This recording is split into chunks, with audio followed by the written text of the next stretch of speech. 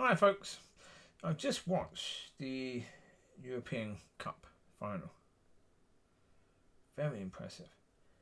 Well, Paris Saint-Germain, very, very good. They're now playing, as you'd expect, the winners of the European Cup to actually play.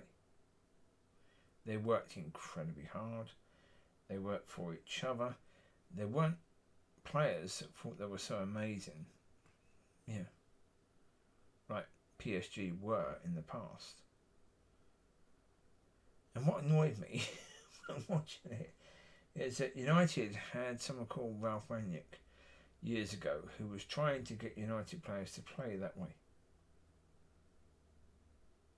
That high press and fast attack and the counter press and all of that.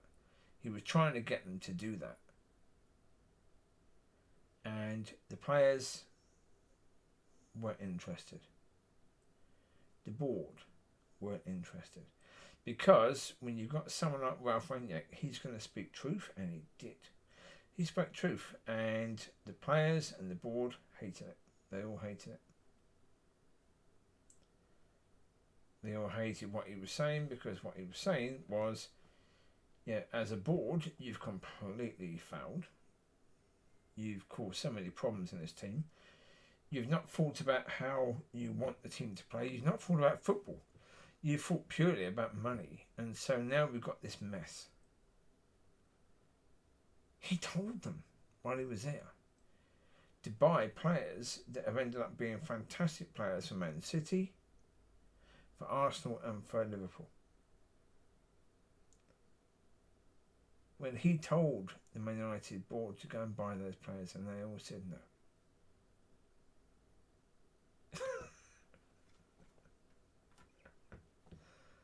Yeah. But that's why all the time Erik ten Hag was there, I was just thinking, Erik ten Hag is one of the biggest morons in football. Absolute idiot. Because you have that situation where it was pretty much the case.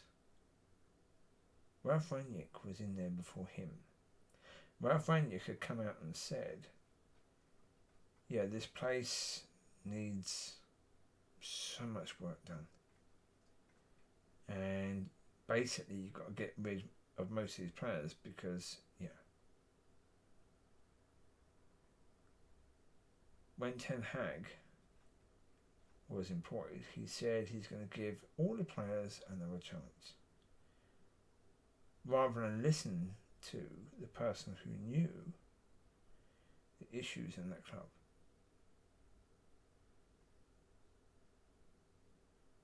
Stupid. It's one of the first things you do. Yeah. Put it this way, if I go to a church, and if God wants me to be the person to lead a church, to take a church, to replace someone who was a leader in a church, first thing I'm going to do is I'm going to get the phone number of the person who was in charge of that church. I'm going to make a phone call.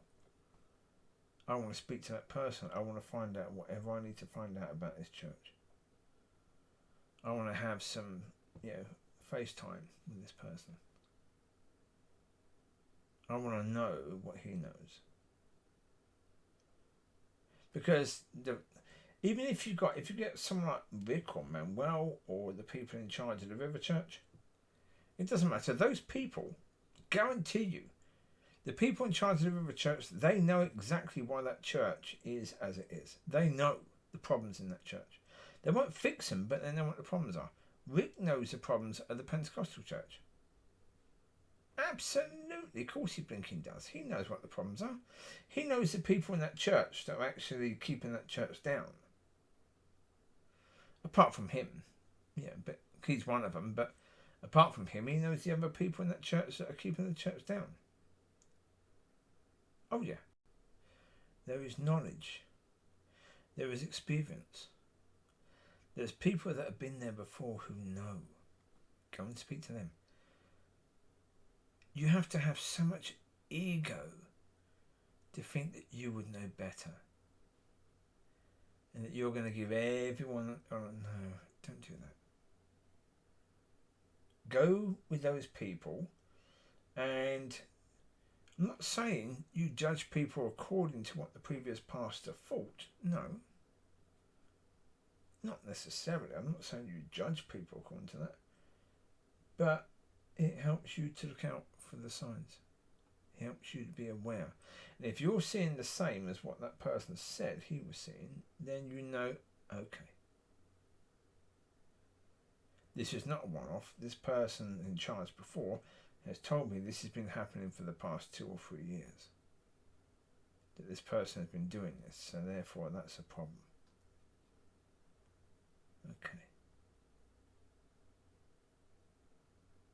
But if you've gone in there and you want to be successful, then surely use whatever help was available. So, okay. So now United are in that situation. They now have Amorim. Again, what did Amorim do? Did he go and speak to Ten Hag? Probably not. Probably not. He should have done. He should have had his team of people watching United games before he even went in to really talk. Because, the reality is, as soon as you know that Ten Hag is under threat and they're coming to speak to you, you get your people to start watching Man United games, recent games, so you can see, okay, this is where the problem lies. Okay. So when you go in to negotiate for your contract, you can negotiate to have an understanding of where the team is and where you want it to be, and you want the club to get rid of these players that are a problem. Did he do that? I don't know. Don't know. Certainly, some players were loaned out as quickly as they could be. So therefore, he got Rashford out. So, I would imagine, with that being the case, he watched a bit of that, and he watched a bit of the stuff where Rashford had been going on to holidays and to nightclubs after horrendous defeats to Liverpool or Man City or whoever, and realised that, this bloke at the moment has no pride when he plays for the club. And when they lose, his pride isn't damaged in any way, shape or form. So therefore, we need to get rid of him. We need to get rid of any player whose pride isn't damaged. And that's why that when people have said, but we need to keep Bruno, no, we don't. No, we don't.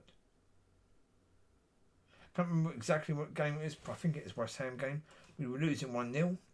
Bruno came off with around about 10 minutes to go, and he was high-fiving all the players on the bench.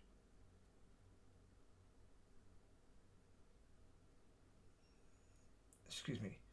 You're losing 1-0. You are the captain of this team, and you are putting the team has just put in another pitiful performance. And you think it's appropriate to high-five all the people on the bench. You should be coming off and there should be disgust in your mind at what you've just seen and what you've just been part of. And that you as a captain couldn't help these players to play better. To have a better attitude on that pitch. You should be bitterly disappointed. If you're not, then where is your pride?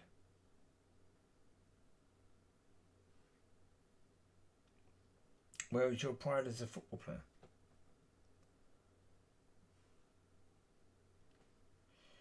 That to me is a problem. And that's why, as I say, I'll get rid of the whole lot. I don't think... There's a couple of young players that keep. Certainly Obi, he's a youth player, keep him. Heaven, Yoro. That's about it, really.